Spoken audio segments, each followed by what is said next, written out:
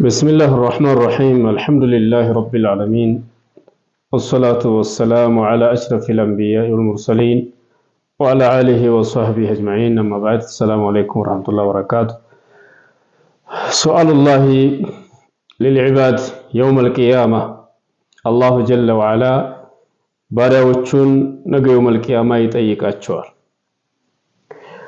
أفحسبتم أنما خلقناكم عبثا وأنكم إلينا لا ترجعون አሰባችሁ እንደ አላሁ ጀለ ወዐላ ገመታችሁ أنما خلقناكم عبثا እኛ እናንተን ለጨዋታ የፈጠርናችሁ መሆኑን አሰባችሁ ይላል እዚህ ወደ ዱንያ ስናመጣችሁ ይላል አላሁ ጀለ ወዐላ ለጨዋታ እናንተ ለጨዋታ ስራ ፈተን መጨዋታ አምሮን መሰላችሁ እንደነው የሚለው አላህ ለጨዋታ አይደለም ለቁም ነገር ነው ወአንኩም ኢለይና ላ ተርጅዑን እናንተ ወደኛ የማትመለሱ መሆናችሁን ገመታችሁ እንደ ይላል አትገምቱ አትሰቡ ትመለሳላችሁ ነው فتعالى الله الملك الحق لا اله الا هو رب العرش العظيم الا هو لا اله الا هو رب العرش الكريم ايحسب الانسان ان يترك سدى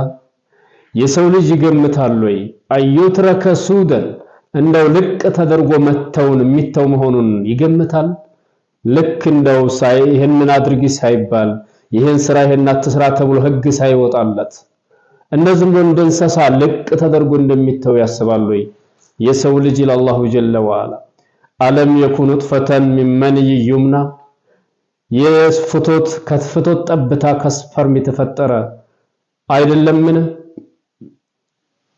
መጀመሪያ የሰው ልጅ ሰው ከመሆኑ በፊት መንይ ነበር ስፐርም ነበር ይላል አላህ Subhanahu Wa Ta'ala የፍቶት ጠብታ ነበር ይላል ثم كان علقة فخلق فسوى ከዛም ይረጋደም ሆነ ከዛም አላህ ፈጠረው ከዛም ማስተካከለው አላሁ ጀለ ወዐላ እንደዛ አድርጎ የፈጠረውን ጌታ የሰው ልጅ እንዴት ይክዳል እንዴት አላህ ከሞት በኋላ ይቀሰቅሰኝም ብሎ ያስባል ይላል አላሁ ጀለ ወዐላ فالله خلق الخلق وهو الذي يميتهم ويحاسبهم الله ማለት የፈጠራቸው ፍጥረትን እሱ ነው በኋላ ሒሳብ የሚያደርጋቸው የሚገድላቸው እሱ ነው على اعمالهم ويجازهم በስራቸው ላይ ሒሳብ ያደርጋቸዋል ሒሳብ አለ ምርመራ አለ فمن يعمل مثقال ذرة خيرا يره የብናይ ክብደት ያክል መልካም ስራ የሰራ ነገ የውመል ቂያማ ያየዋል አላህ ወመን يعمل مثقال ذرة شرا يره የብናይ ክብደት ያክል ወይንም የትንሿን ጉንዳል ያክል ሸር የሰራ ሰው ደግሞ ነገ የውመል ቂያማ ያየዋል አይቀርም ተመዝግቧል ان الله سبحانه وتعالى وعرض على ربك صفا ይላል ነገ የቂያማ ቀን የሰው ልጆች አላህ ዘንድ የተሰለፉ ሆነው ተሰልፈው አላህ ዘንድ ይቀርባሉ አንድም ይቀር የለም ووضع الكتاب صفا لقد جئتمونا كما خلقناكم اول مره በመጀመሪያ እንደፈጠርናችሁ አሁን እኛ ዘንድ መጣችሁና ለአላህ Subhanahu Wa Ta'ala አላህ እንደፈጠረን ወደ አላህ Subhanahu Wa Ta'ala መልሰን ከሞት በኋላ እንመለሳለን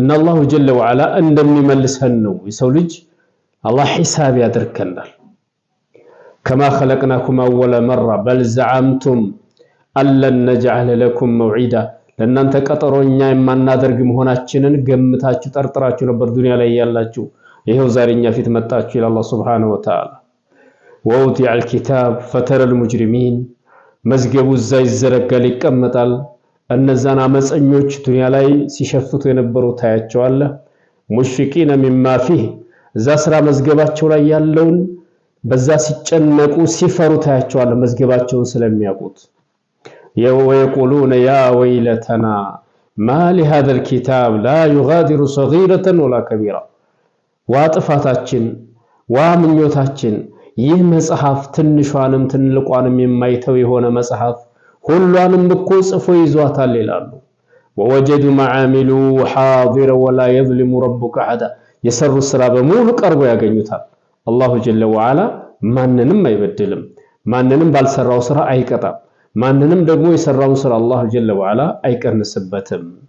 ስለዚህ አላሁ ሱብሓነሁ ወተዓላ ነገ የውመል ቂያማ ባሪያዎቹን ሒሳብ እንደሚያደርግ እንደሚመረምር ማወቅ አለብን። በተለይ በዚህ በፊትና ዘመን ፈተና በበዛበት ዘመን ራሳችንን መፈተሽ ያስፈልጋል። ሴቱ ወንዱ ሒሳብን የረሳ ይመስላል። ሁላችንም አላሁ ጀለ ወዐላ ፊት መቅረባችንን የረሳንን እንመስላለን። ያለ ፈሳድ በየሚዲያው ያለ ፈሳድ በየቲክቶኩ በየፌስቡክ ላይ የሚለቀቁ ወንጀሎች እነዛ ተተናቸው የምንሄዳቸው እኛ ተውበት አድርገን እነዛን መጥፎነታቸውን አውጀን ካልሞትን በስተቀር ነገ የውመል ቂያማ በእኛ ላይ ምስክሮች ናቸው።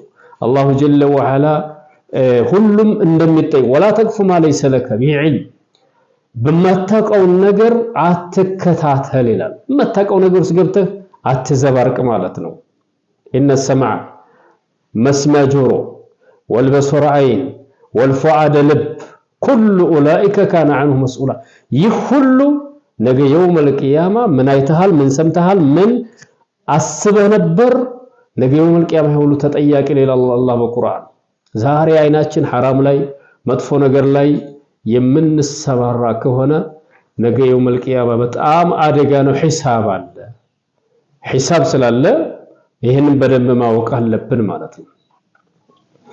ነገ የውመል ቂያማ አላህ ሱብሓነሁ ወተዓላ በሱረቱ ፉሲለት ሐታ ኢዛ ማ ጃኡሃ ጀሃነም እሳትን በመጧት ጊዜ ይላል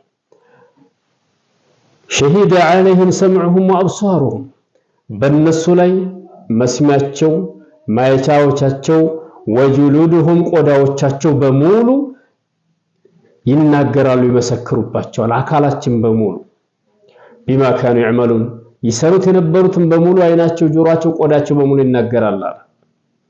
ወቃሉ ሊጁሉድህም የሰው ልጆች ቆዳቸው ጋር ክርክር ይጀምራሉ።